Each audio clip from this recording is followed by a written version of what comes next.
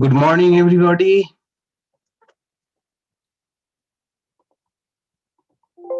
Good morning. Is my voice clear? Okay. Yes, very clear. Yes. Okay. Good, good, good.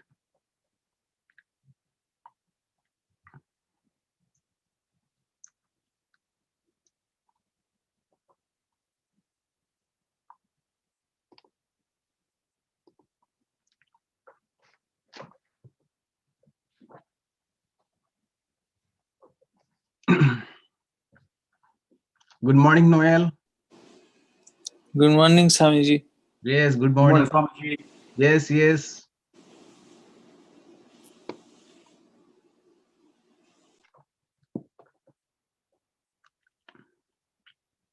Good morning, Biddaji. Good morning. Yes. All right. So good morning to all of you. Let's begin with the chanting. Okay, and we chant slowly together in a call and response manner.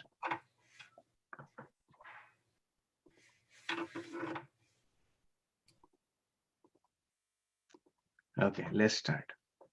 Om Sahana Vavatu. Om Sahana Vavatu. Sahano Bhunaktu. Sahano Bhunaktu. Saha Viryam Karovavahi. Saha Viryam Karovavahi. Tejasvina badhitam astu. Tejasvina badhitam astu. Ma vidvishavahai.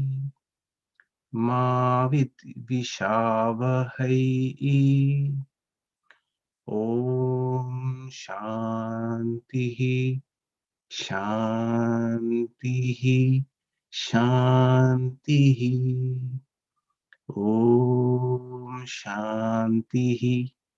Shantihi. Shantihi. Om, may the Supreme Spirit protect us. May the Supreme Spirit nourish us. May we work together with great energy. May our study be vigorous and fruitful. May love and harmony dwell amongst us. Om, peace, peace, peace be unto all.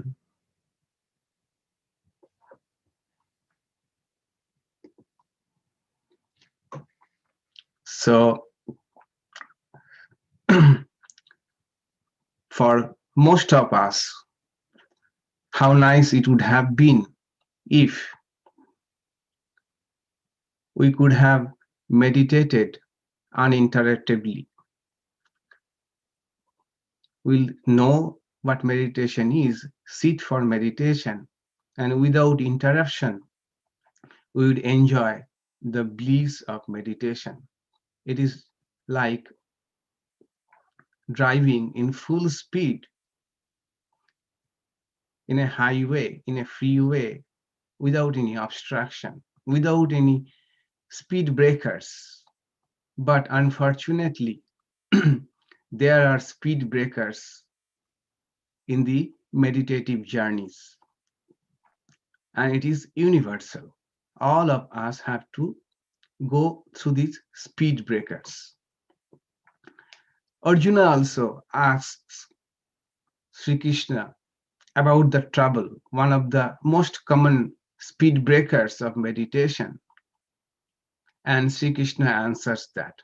So in today's talk, we shall look at that problem, that particular speed breaker Arjuna is concerned with, which is a common disruptor for meditation, and Sri Krishna's wisdom on how to tackle that problem, that obstacle. And later on, we shall see three more other speed breakers or obstacles of meditation from a different source, and also try to understand how to tackle those speed breakers. We need to know about these speed breakers for two reasons. One is we are warned beforehand taking the journey that these are the obstacles you are going to face. Number two, when we face them, we are equipped with how to deal with them. We may not be always successful in dealing with them in a way we would like to. Success may not be always as we want it to be, but we know how to deal with them. Of course, there is another um, plus point, and that is not to feel dejected about when encountering these obstacles. That is, these are common. These have been discussed in detail in different books on meditation. So we should not feel dejected when we encounter these obstacles or speed breakers.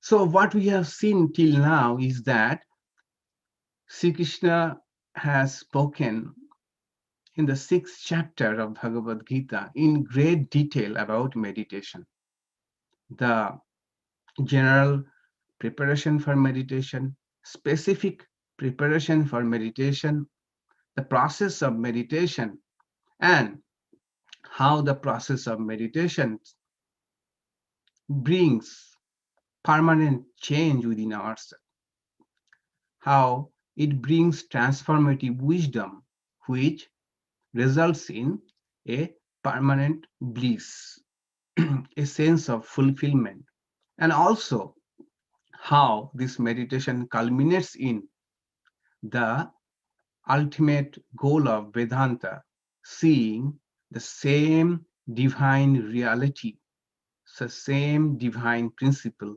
in everything, the same divine essence in everything, and thereby seeing the same oneness in everything and feeling a sense of oneness, which we called Sarva Atma Bhava.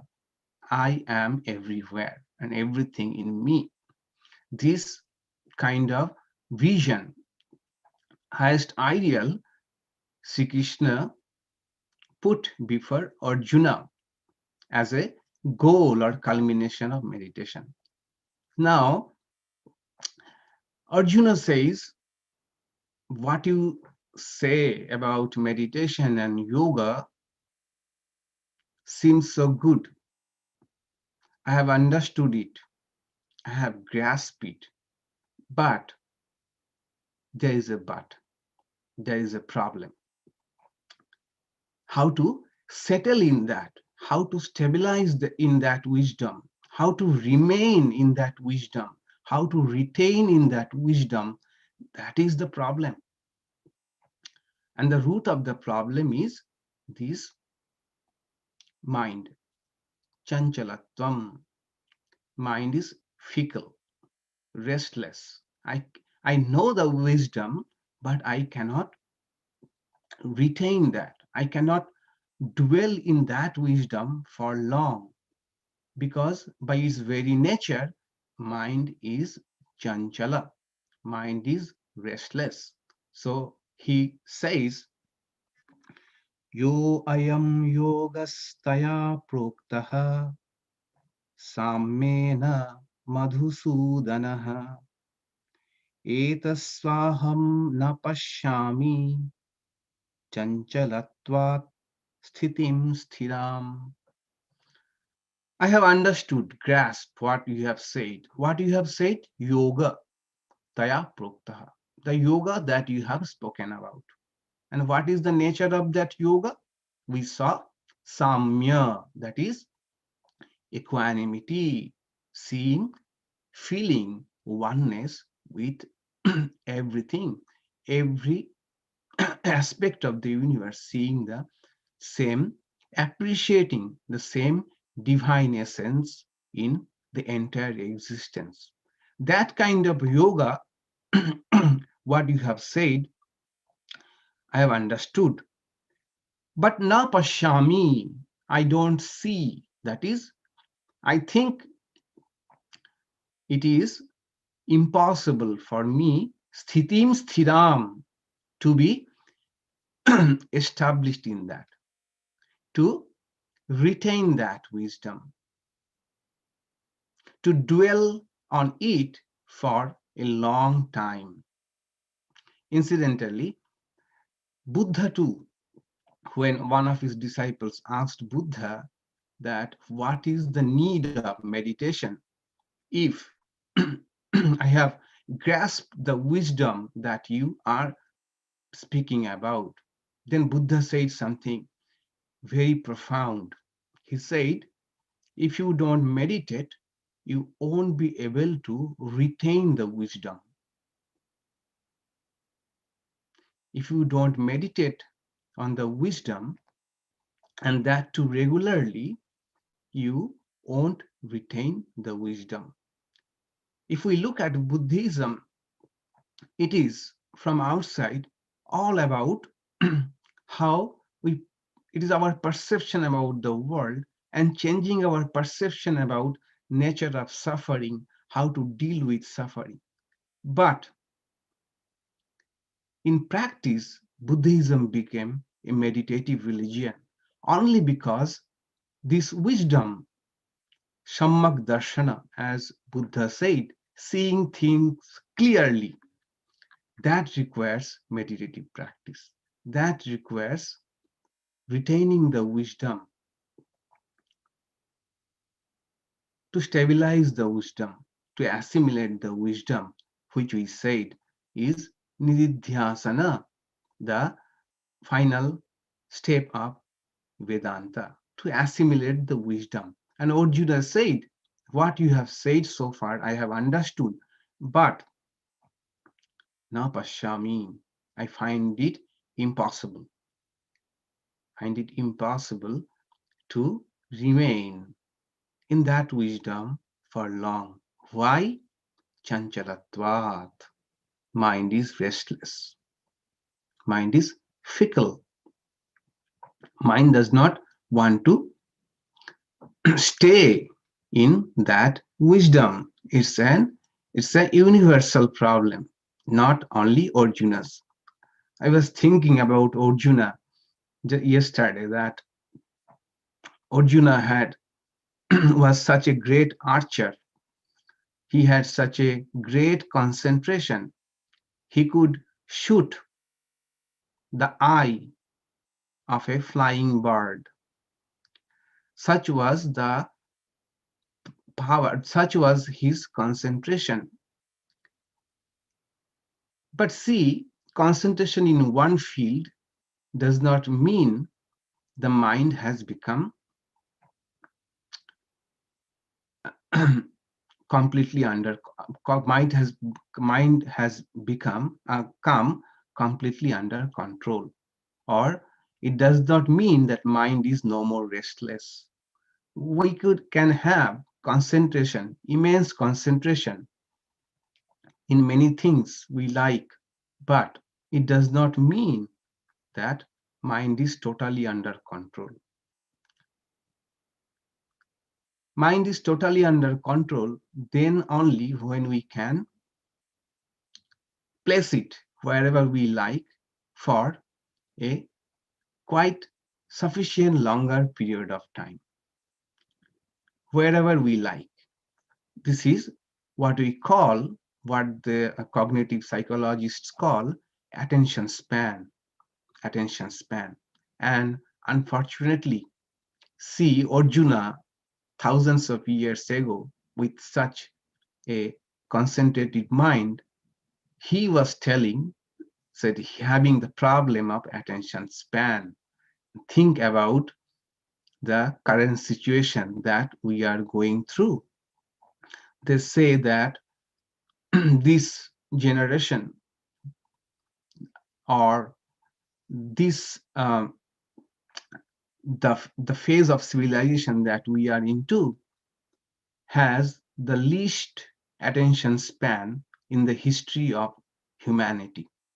We have least attention span, and the the younger generations, generation X, Y, Z,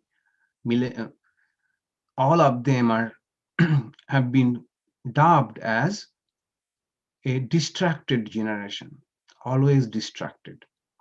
So the problem of chanchalatva, we sit for meditation with all good intention, and after 2 minutes, we take a free world tour, free world tour.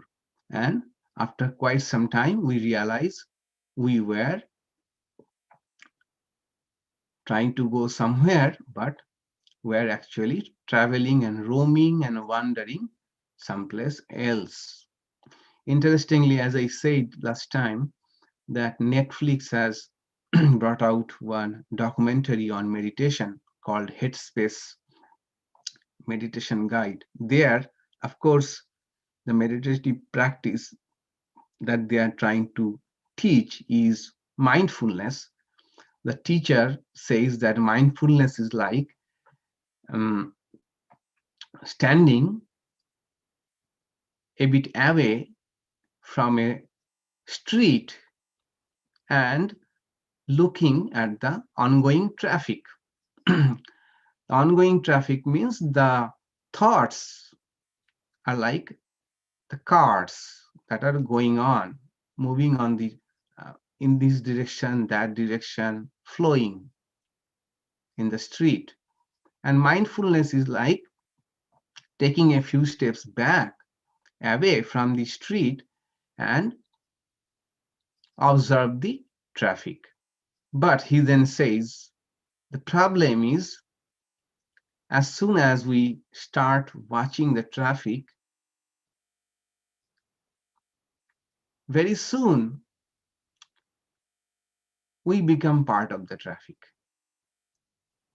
We become part of the traffic, as if we identify ourselves one of the cars that were passing through our mind and become one with that. And the goal is to again come back, come away, take a few steps back from the traffic. So that is the problem of mind, chanchalatvam. And in the next verse, he clarifies, you clarifies the problem in depth. He gives a vivid description of this mind, the problem, the vivid description of the problem, which is the monkey mind. Swami Vivekananda said, the mind is like, imagine the mind is like a monkey. Not only that, the monkey is inebriated, it is drunk. Not only that, it has been stung by a scorpion. And then somebody is beating the monkey. Imagine the state of the monkey mind is like that. That is what Arjuna also says in the next verse. He says, Chanchalam hi mana Krishna Pramati balabaddiram Tassaham nigraham manne Bayo ribasudushkadam. Chanchalam, he has already said, fickle, restless, wandering mind. Now he says three more things about this mind. One is Pramati. Pramati means turbulent. That is, it is turbulent in such an extent that it is not only turbulent but cause of turbulence. That is, the turbulence of mind also overflows and affect the other organs. If mind is disturbed, eyes become restless. Then sometimes tongue become restless. That is, sometimes if it is too, mind is too restless, we may see someone is talking, even talking very fast, or someone is talking with themselves to ease out the tension, to release the tension, what is going on in mind. Then it could also take the shape of compulsive eating, then shaking of hands and legs, shaking of hands and legs when we are sitting. That also shows mind is restless. Pramati, it is churning. Not only itself, it is restless, it can make other organs restless too. That is why in our, when we join our monasteries as novices, and suppose we are sitting and talking or reading something in the presence of other monks, the senior monks are very much observant about whether we are shaking our legs, shaking our hands. Immediately they would scold, stop that, stop that. It only shows your mind is restless. So try to control that so that mind also comes under control. So that is pramati. Mind is a cause of turbulence for other sense organs. Then balavat, very strong. It means it does not want to remain under control of intellect. It should remain under the control of intellect, but it does not remain. Even if we understand intellectually that and tell our mind, don't freak out, don't worry, what you are worrying about is baseless, is irrational, but mind won't listen to it. Mind won't listen to it. Although intellect, which is, according to Vedanta, is superior to mind in his discernment, in his judgment, and mind is supposed to follow intellect, but sometimes even it does not listen to intellect, which is the rational one, rational faculty. That is why it is balabat. Then dhriram, that is obstinate, tough. That is, once he had decided it will dwell on something, even without your permission, it keeps on ruminating sometimes, even if you don't want to, but it keeps on ruminating, tough and obstinate. Such a mind, Arjuna says, nigraham, to discipline, to control, is sudushkaram. Dushkaram means difficult. Sudushkaram means extremely difficult.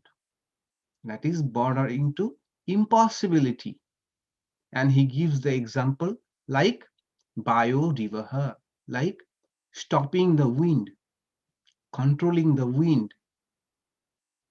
Wind is flowing and I go out and try to control the wind.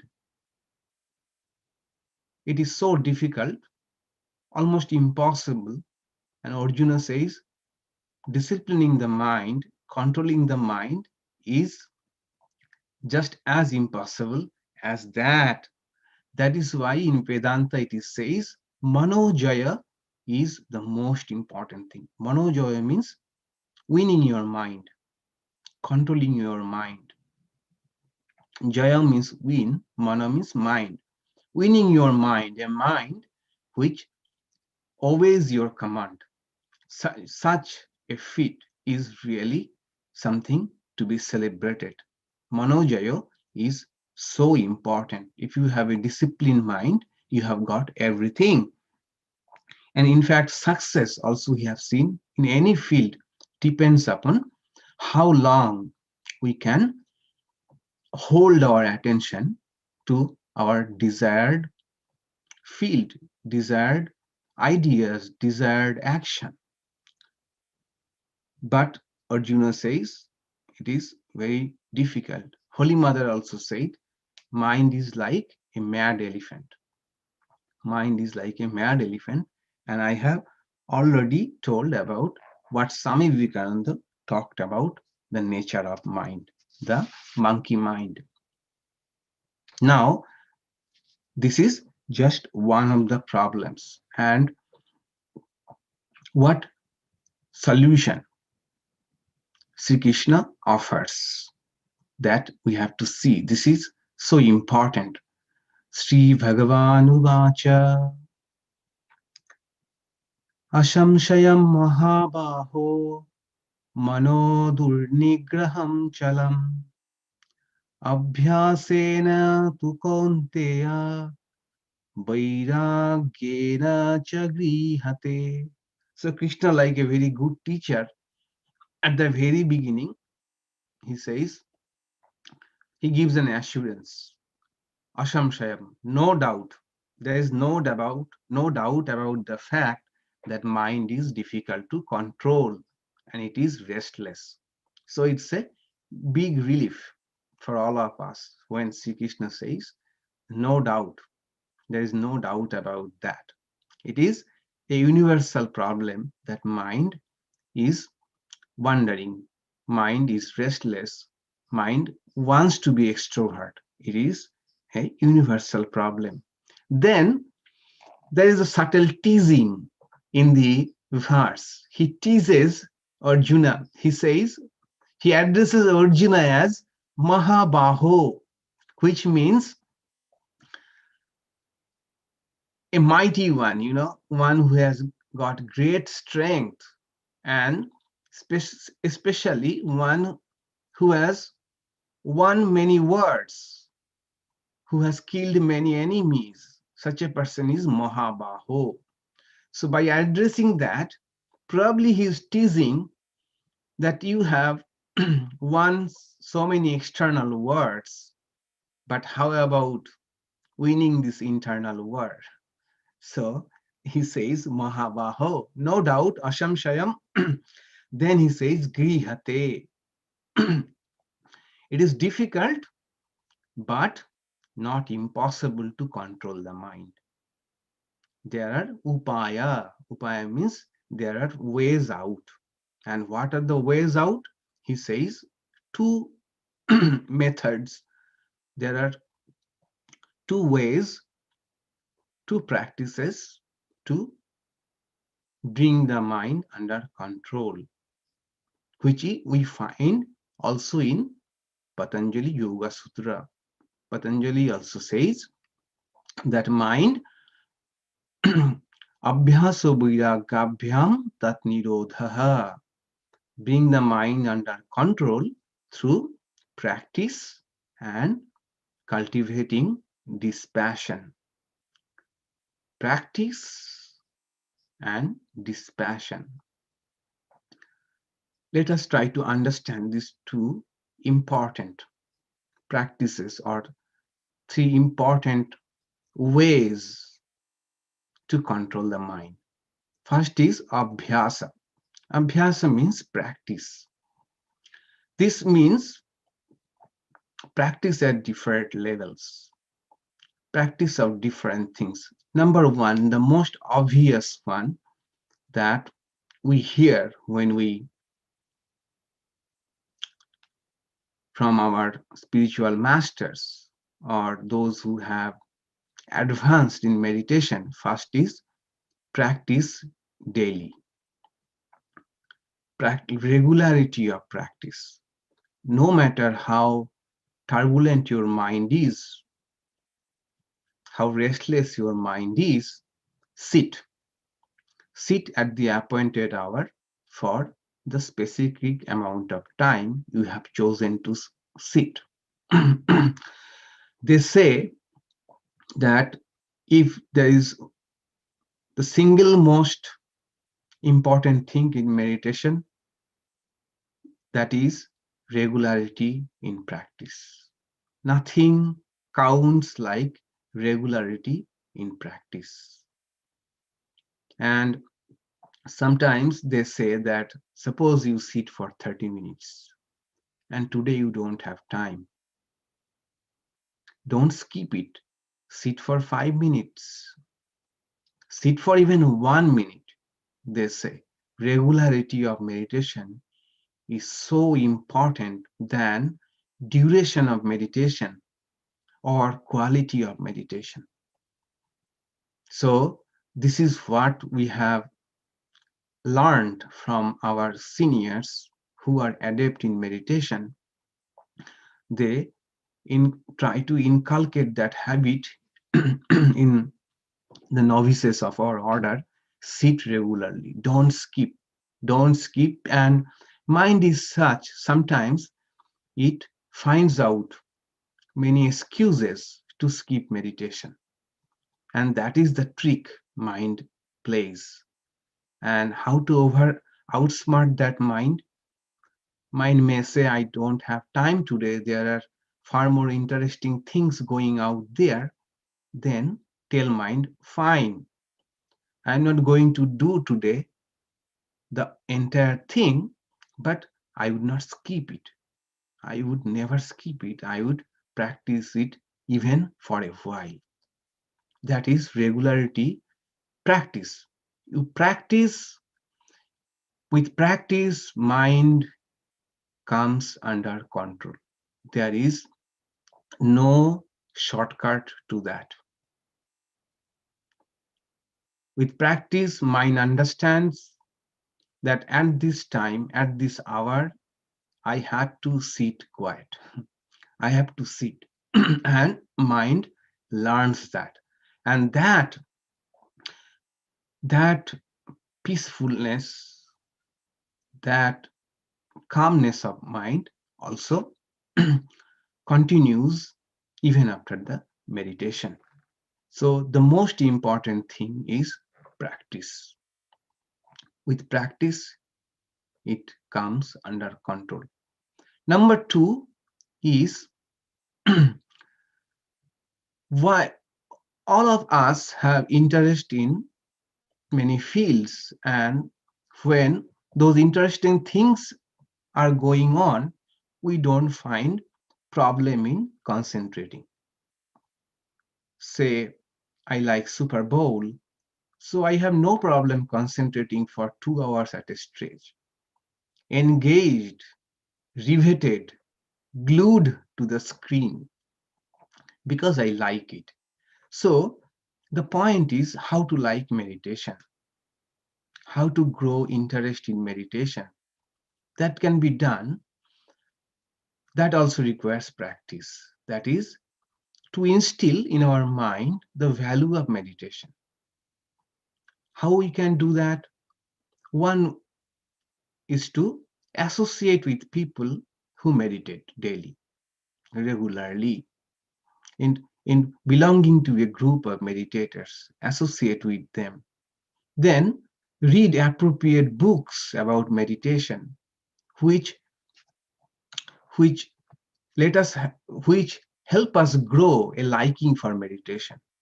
A very good book I would recommend is Swami Yatishwarananda's book on meditation and spiritual life. When we read about them, think about them, every passage we read, we are encouraged, inspired to continue our meditation. Not only that, there is so much adventure even in meditation, so much creativity in meditation. To keep that interest going, we always need to supply to our mind the right kind of thoughts regarding meditation, right kind of book which encourage us to meditate. That is one practice. Practice of associating with people, or reading the life of those who are adept in meditation, reading those books which encourage us to meditate. Third is also another practice, that is viveka abhyasa. Viveka abhyasa. This practice is seeing what is permanent, what is temporary. Or, in another way of putting it, trying to understand the value of spiritual practices, the value of meditation, that meditation can give us everlasting joy, everlasting peace. Other joys and pleasures are needed, but they are fleeting. They are fleeting. This practice of telling ourselves again and again, showing our mind again and again the ultimate good that comes from meditation, that is also rooted in more fundamental fact about the transient nature of all the other sources of joy. This leads to the second method called vairagya. Sri Krishna says abhyasa and vairagya. So vairagya is also a product of practice or abhyasa.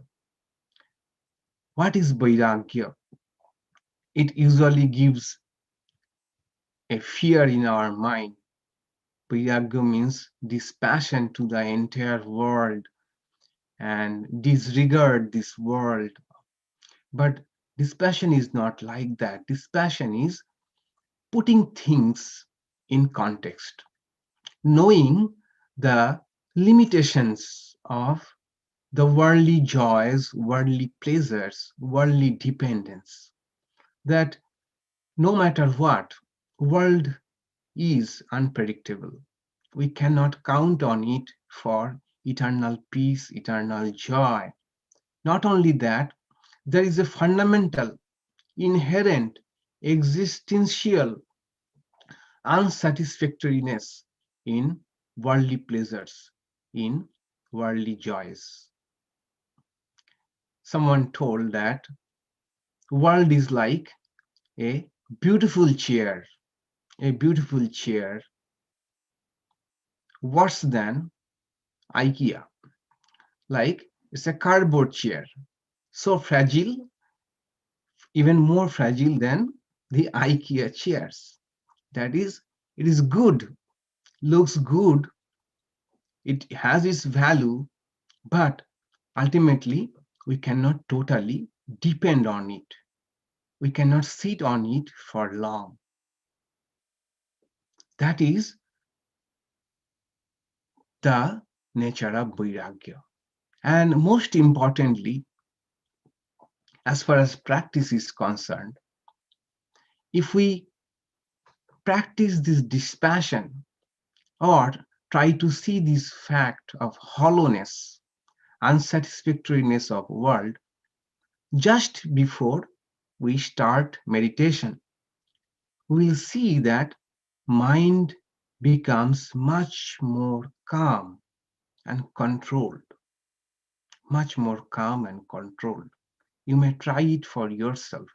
When you sit for meditation, think about, I like to think, very often, that suppose in the evening I have sat for meditation and I think, what now people in the neighborhood are doing? Maybe watching movie, maybe partying, maybe have gone for shopping, and all these are hollow, all hollow things. Not all of us know that how hollow these activities are, how vacuum, how transient, temporary these things are.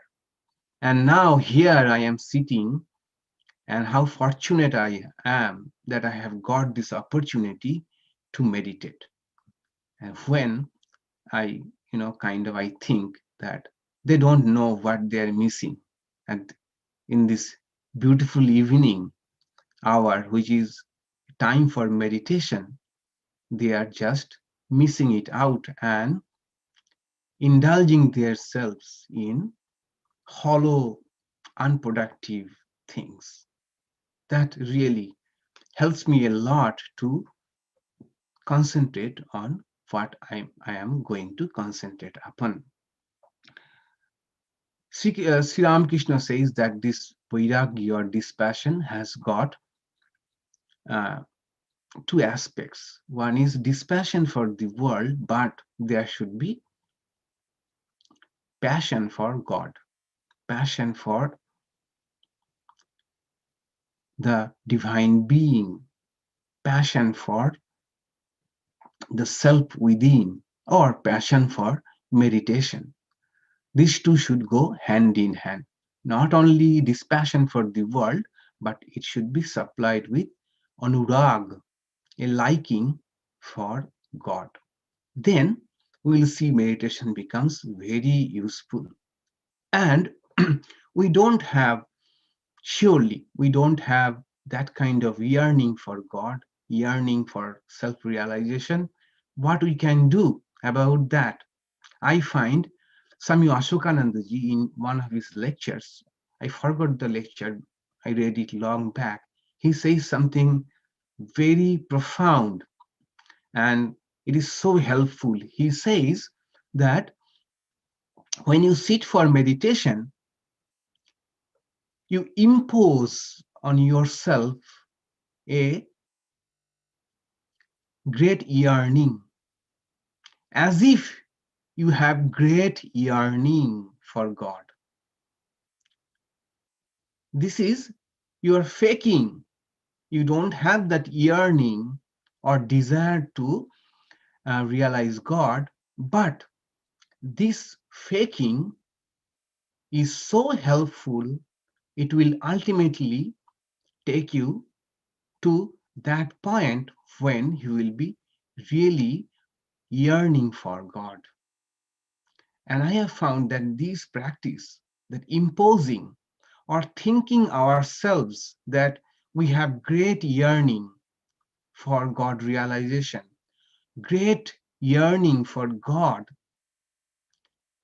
it works like miracle in letting the mind stay where we would like it to stay.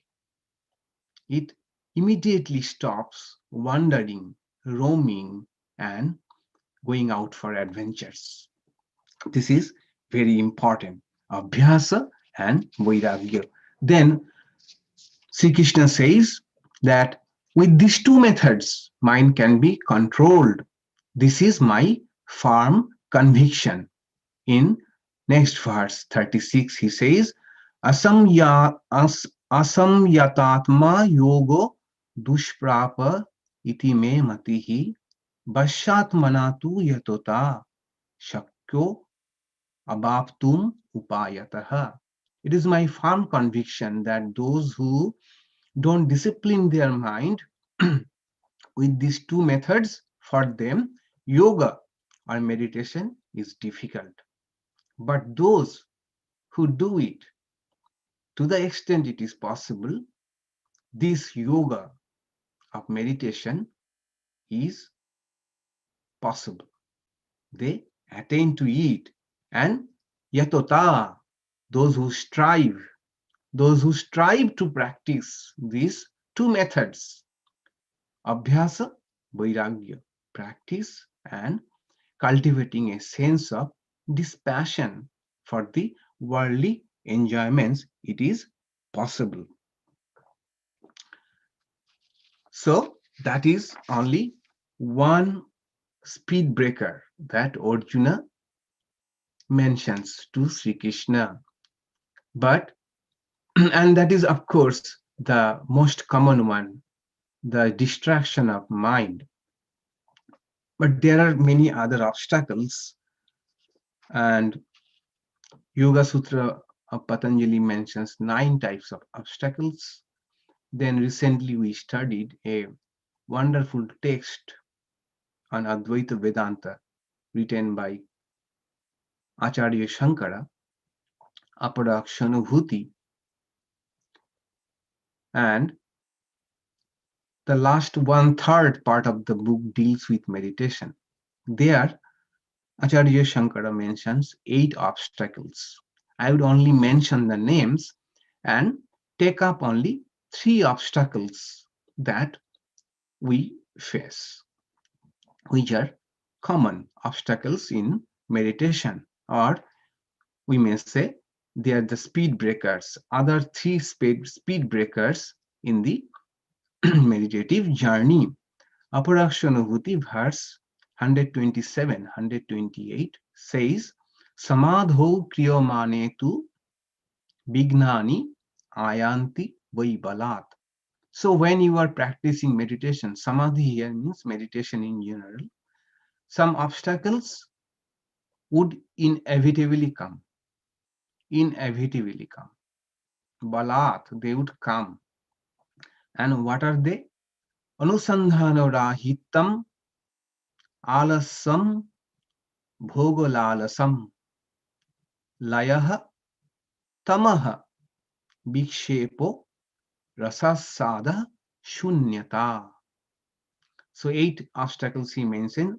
Anusandhana rahito is the absence of inquiry, lack of motivation, alasyam, laziness, trying to keep meditation away, put it off for a while. It's kind of laziness. Bhogolalasam, entertainment seeking mind always seeking entertainment. Such a mind cannot meditate. Fourth, layaha, sleep, drowsiness at the time of meditation. Tamaha, dullness. I don't know what to do. This way I do or that way I do. Doubt about meditation. Then big shepo is what already Arjuna asked. That is distraction of the mind, restlessness of the mind. Then rasa sadha, that is enjoying the bliss of meditation. This itself is a, we shall see it a bit in detail soon. Rasa sadhu is getting stuck by the enjoyment of meditation. And finally, shunyata, a sense of vacuum, when we are stuck with some great calamities or disaster in our life, then mind has kind of gone vacuum.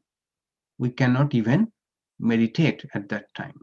So these are the 8 obstacles, and them 3 I am interested in. So one thing is these problems are universal. Balat, they will come again and again, not to be discouraged by them. First is anusandhana rahitam, that is absence of inquiry.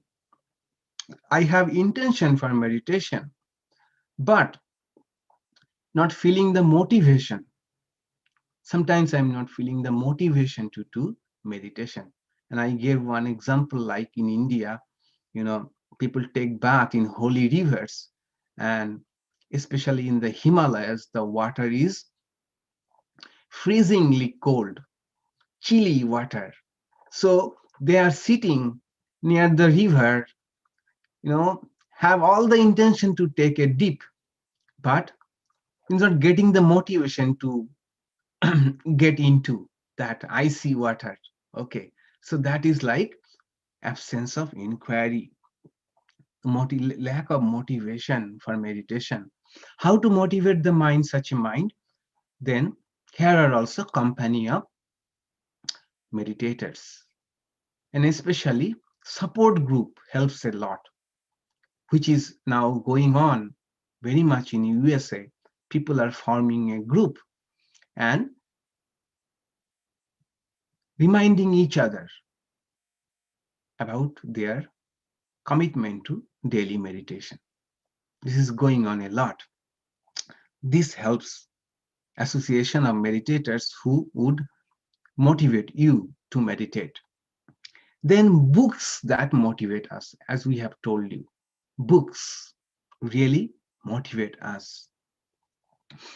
As I said in Aparashnavati class 2, that there was one venerable old Swami in Belur and Swami Chetanananda ji wrote this in his book about the reminiscences about old monks.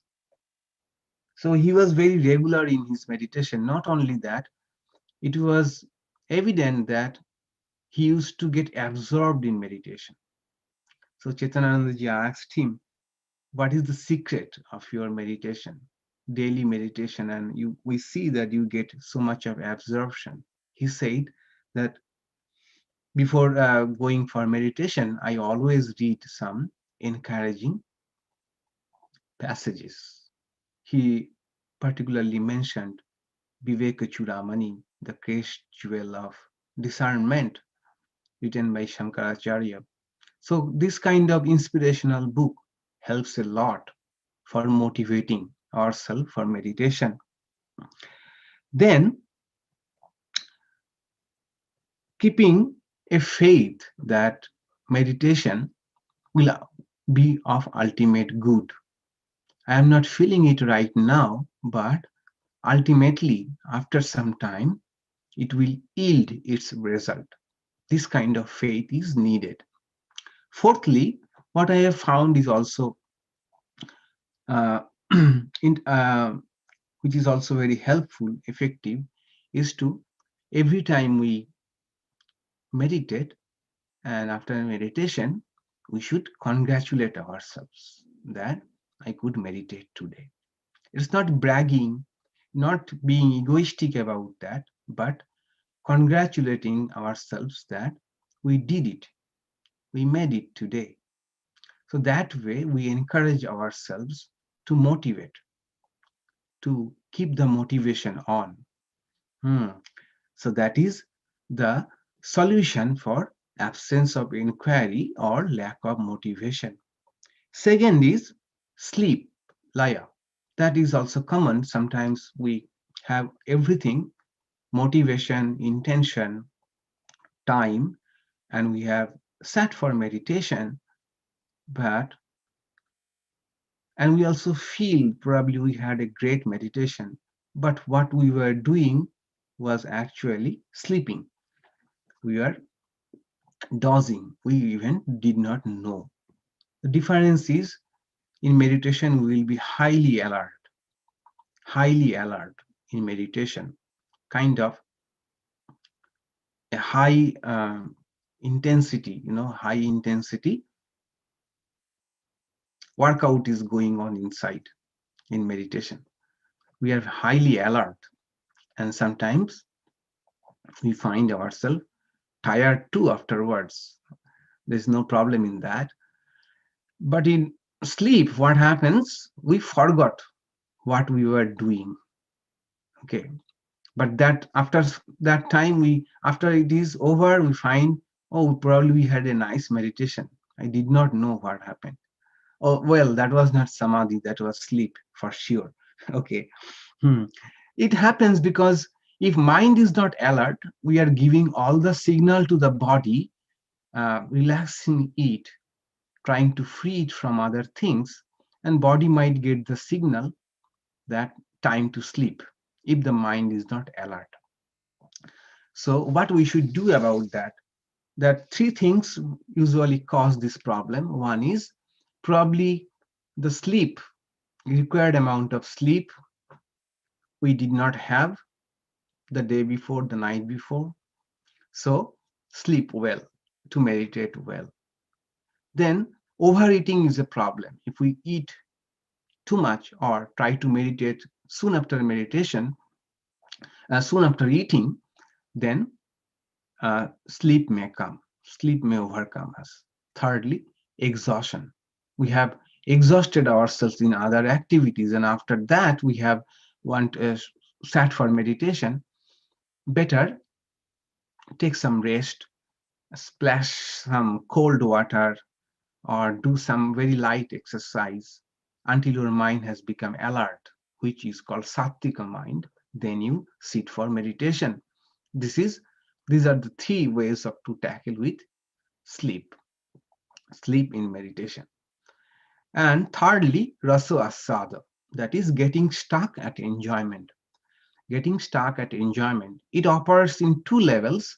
We are leaving out the higher level, which comes at a very advanced level of meditation, which means you are enjoying so much at a particular level of meditation, you are not willing to move forward. In lower level, it means, and this is also a very common complaint that we receive, that when I started doing meditation, I was deriving great joy from meditation. But why I am no longer getting that joy? That is not also very uncommon question. The thing is, the joy of meditation is a byproduct of meditation. Actively, we cannot seek joy in meditation. If we do meditation right, joy will be its after aftermath, or no, not aftermath, I would say it's outcome. Its outcome will be joy. But the problem is, once we find joy in meditation, some of us seek for that joy rather than forgetting the real goal of meditation. And the real goal of meditation is seeing God face to face, nothing less than that. Seeing God face to face, when God is real without any doubt. That is the real goal of meditation. Put it another way, coming to our true self face to face without any doubt. So joy, although inspires us, is so much needed. The bliss of meditation is needed, but that is not the goal. That we have to remember that. And if we do our meditation right, joy or bliss will follow automatically. So this is the fourth, I would say, in our discussion today, the fourth speed breakers. So four speed breakers we have discussed today. One is the most common one, distraction of mind, distracted mind. Solution is twofold: abhyasa, which means sitting regularly for meditation at a particular time, then having cultivating good practices like associating with good people, I mean people who meditate, and association with good books, cultivating healthy habits, that is also practice. Then the practice of seeing the inherent unsatisfactoriness in the world, that also takes us to the second method called vairagya, having disliking, at least at the time of meditation, understanding a sense of, you know, I would say indifference to the world, and that can be imposed at the time of meditation. Even we don't have that real dispassion, real indifference to the world, or real yearning for God, but this can be imposed at the time of meditation. We can impose on ourselves. That is a practice. We fake it, and later on, that imagination, that superimposition becomes real.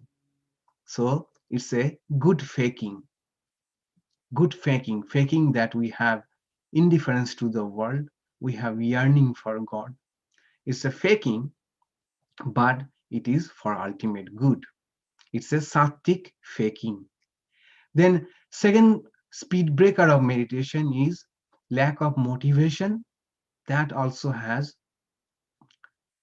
the same types of solution, like keeping a support group of meditators, reminding each other for their commitment, reading books which encourage us to meditate, learn about meditation, value, teach us the value of meditation, and thereby we take interest in meditation and love meditation, and congratulating ourselves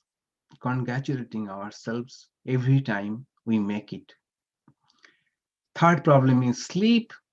For that, we need to sleep well when it is needed. When I am supposed to sleep, at that time I should sleep well. I should be moderate about my food habits, especially I should not eat immediately before meditation. Heavy food which I should not take before meditation. Then, if I am exhausted, then I should take some rest and light exercise until mind is alert enough to go for meditation. And fourth one is actively seeking joy of meditation and reminding ourselves that this joy is just a byproduct of meditation. Real goal of meditation is much, much higher. And if we do our meditation right, the joy will come automatically. And the fact is, the bliss of meditation does not happen every day. Does not happen every day. Actually, real bliss of meditation happens very rarely, very rarely. That we have to tell ourselves. But no matter what, we should keep on going, should not miss or practice. Even if we don't have time for a particular day, we should not skip it altogether. This is the most important thing we should do to succeed in meditation. And Arjuna also had this question. Sri Krishna answered his question. Then Arjuna goes one step forward and asks something which is a very valid question. The question is, what happens to a yogi who started doing meditation but did not succeed in it? What becomes of him? What becomes of her? What is the trajectory of the life of such a yogi who started with all sincerity, did it for a while, and but could not succeed in the goal of yoga? Does it does such a yogi gets vanished, disintegrated like a cloud? Or what happens to such a yogi? Sri Krishna answers to that, and a profound answer. What happens to a yogi? That we shall see 2 weeks from now. The title of the talk is also What Happens to a Yogi. So now let us chant the end chant, and if you have any question after the chant, we can discuss that.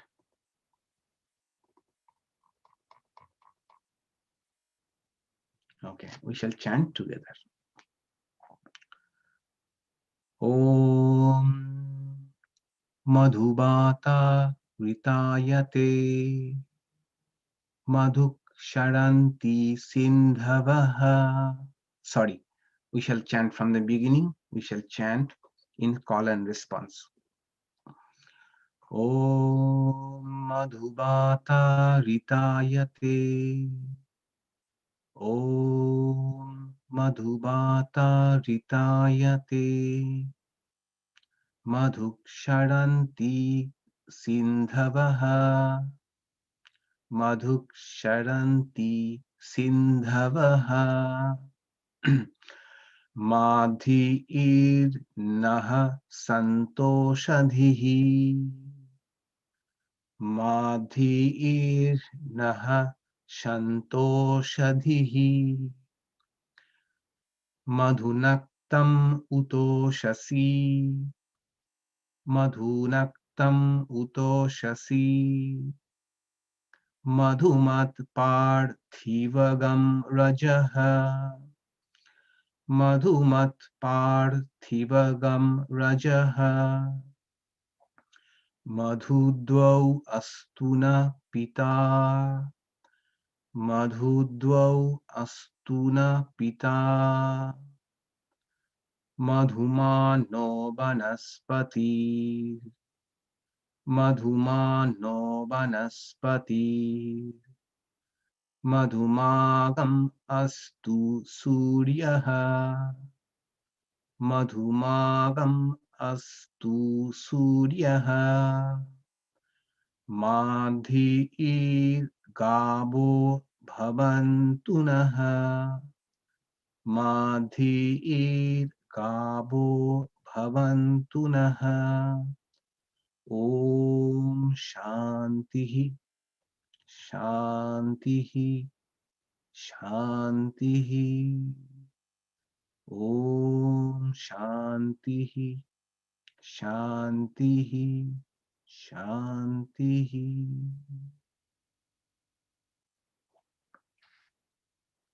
Sweet blow the winds and the oceans give forth blessedness. May the herbs and plants bring us health and happiness. Sweet unto us be the nights and dawns. May every particle of Mother Earth be charged with blessing. May the heavens shower us with benediction. Sweet unto us be the noble forest trees. Sweet unto us be the shining sun. Sweet unto us be all living creation. Om, sweetness, harmony, peace.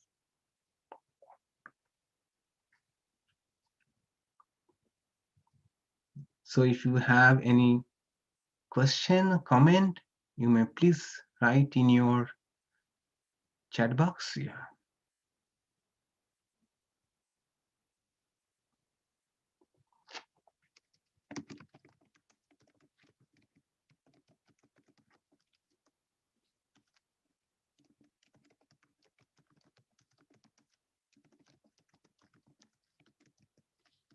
Okay. The question was, please say the name of the Swami whose book on meditation you recommend. I am writing it down on the chat box.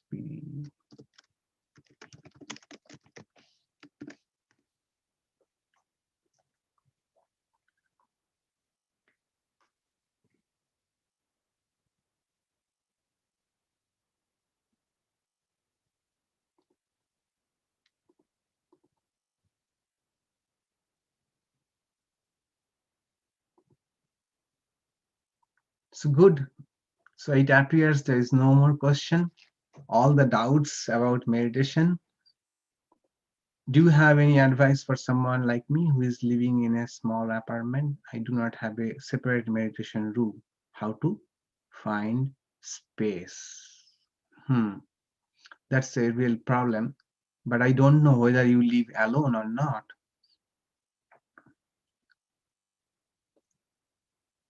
So you can please email me. Okay, we can discuss later on.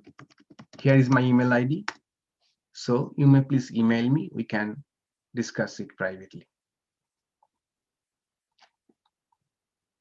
Thank you that you found it helpful. Yeah. All right. Have a great week ahead and see you in 2 weeks. Next Sunday, we won't have the Sunday lecture because we shall celebrate the birthday of Swami Brahmananda.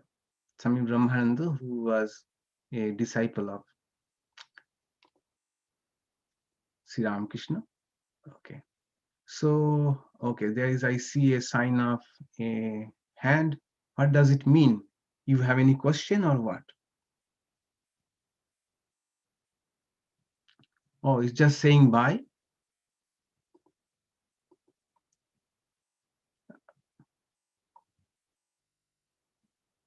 All right. See you then.